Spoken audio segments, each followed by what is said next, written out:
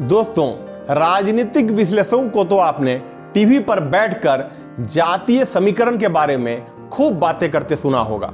चुनाव के वक्त वे बताते रहते हैं कि किन क्षेत्रों में किन किन जातियों का दबदबा है और वहां कौन सी पार्टी या कौन सा उम्मीदवार ज्यादा मजबूत है।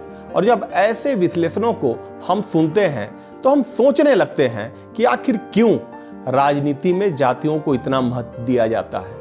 पर वहीं जब दूसरी तरफ हम ऐसे उम्मीदवारों को या ऐसी पार्टियों को उन जगहों पर चुनाव हारते देखते हैं जहां उनकी जातियों का बोलबाला था, तो हम ये मान बैठते हैं कि शायद जातीय समीकरण का महत्व अब राजनीति में लगातार कम होता जा रहा है। उदाहरण के लिए 2022 के यूपी के विधानसभा चुनाव, जब लोगों ने मायावती की बड़ी हार देखी तो कयास लगाने लगे कि अब राजनीति जातियों से ऊपर उठकर अपने एक नए स्वरूप में आने के लिए तैयार हो चुकी है। पर क्या ऐसे अनुमान सही है? क्या राजनीति से जातीय समीकरण समाप्त हो चुका है? तो जवाब है नहीं, बिल्कुल भी नहीं। तो फिर इसका मतलब ये हुआ कि जातीय समीकरण को साधे बिना राजनीति में सफल हो पाना असंभव है? तो इसका भी जवाब है नहीं, बिल्कुल संभव है। यहां पर आप कहेंगे कि मैं कहना क्या चाहता हूं कि राजनीति में जातियों का महत्व है या नहीं है।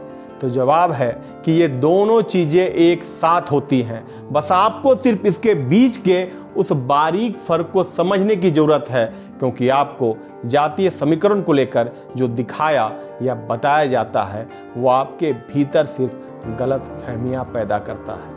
एक ऐसी गलत फहमी जिसे होने के बाद आप इसके बीच के उस फर्क को महसूस नहीं कर पाते। इसलिए इस पूरे जातीय समीकरण को समझने के लिए मैं आपके सामने कुछ केस स्टडी रखता हूं, जिसे आपको बड़े ही ध्यान से समझना है। पहली केस स्टडी है 1984 मतलब 1984 का लोकसभा चुनाव, जो राजीव गांधी के नेतृत्व में लड़ा गया था और इसमें कांग्रेस को 414 सीटों के साथ बड़ी ऐतिहासिक जीत मिली थी। अब मैं पूछूंगा कि ऐसा क्यों हुआ? क्योंकि राजीव गांधी के जाति के लोगों की संख्या तो भारत में काफ़ी कम है। तो आप कहेंगे कि नहीं, ऐसा नहीं है, क्योंकि उस वक्त इंदिरा गांधी की मृत्यु हुई थी और इसी सहानुभूति में उनके बेटे राजीव गांधी को लोकसभा में इतनी प्रचंड जीत मिली।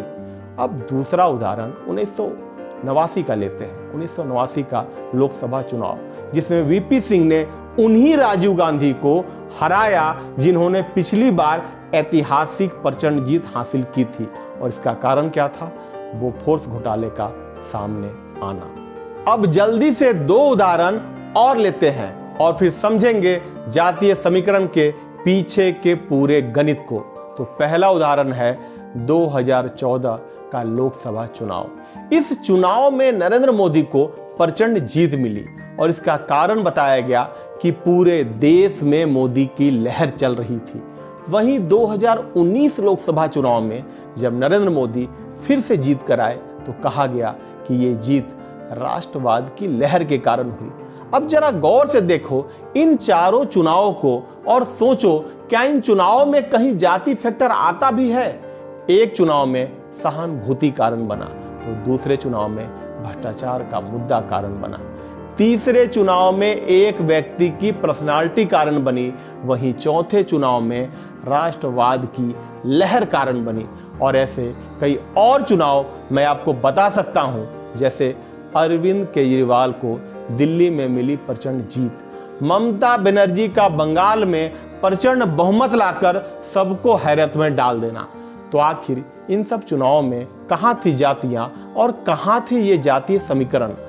अब इस पर कई लोगों का एक नायाब तर्क सामने आता है कि राजनीति में जातीय समीकरण सिर्फ उत्तर भारत में ही चलती है। दोस्तों, ये सारे तर्क गलत हैं और बिल्कुल बकवास है, क्योंकि भारत के हर राज्य में वहां की अपनी जातियां हैं और जातियों का उतना ही राजनीतिक महत्व भी है, क्योंकि हर राज्य में जाति फैक्टर पे चुनाव लड़े भी जाते हैं और जीते भी जाते हैं। मैंने यहाँ जितने चुनावों का जिक्र आपसे किया, उसके अलावा भी कई चुनाव हैं जो मुद्दों पर लड़े गए और जीते भी गए।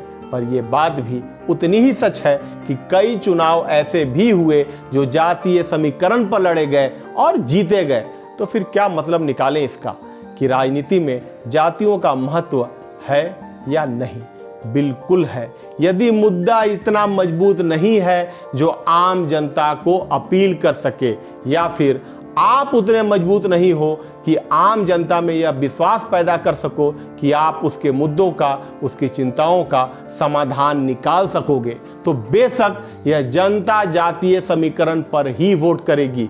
पर जिस समय जनता को यह लग गया कि उसके सामने खड़ा व्यक्ति समक्ष है, उस वक्त जनता जातियों से ऊपर उठकर वोट करती है। और इसके कई उदाहरण मैंने आपके सामने रखे, और ऐसे कई उदाहरण आपने भी अपने आसपास होते देखे होंगे। दोस्तों, एक बात और कि यहाँ मैंने जो उदाहरण रखे वे बड़े चुनाव के उदाहरण थे, पर ये चीज़ें छोटे चुनाव पर भी लागू होती है। जैसे किसी एक विधानसभा या लोकसभा का चुनाव, मेयर या डिप्टी मेयर का चुनाव, मुखिया या वार्ड पार्षद का चुनाव।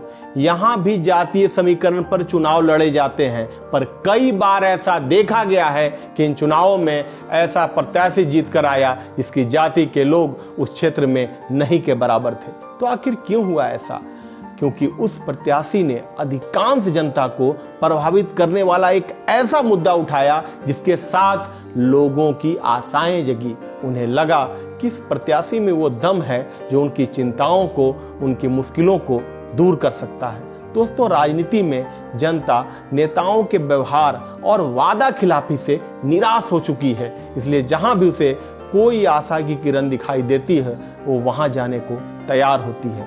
बस जरूरत है आपको अपना वो व्यक्तित्व जनता के सामने रखने का जिसमें वो आशा की किरण देख सके, और यदि आप ऐसा नहीं कर पाएंगे तो आपके पास जाति पर चुनाव लड़ने के अलावा दूसरा कोई विकल्प नहीं बचेगा। तो दोस्तों, मैंने राजनीति के दोनों पक्ष आपके सामने रख दिए। अब आप किस तरीके से अपनी राजनीति को आगे ले जाना चाहते हो, ये पूरी तरह से आप पर निर्भर करता है। पर इस बात को अपने दिमाग से निकाल देना कि चुनावी जीत के लिए जातीय समीकरण का आपके पक्ष में होना जरूरी ही है, क्योंकि यदि ये नहीं भी हो तो भी इससे बहुत ज़्यादा फर्क नहीं पड़ता यदि आप रणनीतिक तौर पर पूरी तरह से तैयार हो। तो चलिए दोस्तों, इन्हीं शुभकामनाओं के साथ मिलते हैं अगले वीडियो में। तब तक के लिए नमस्कार, धन्यवाद।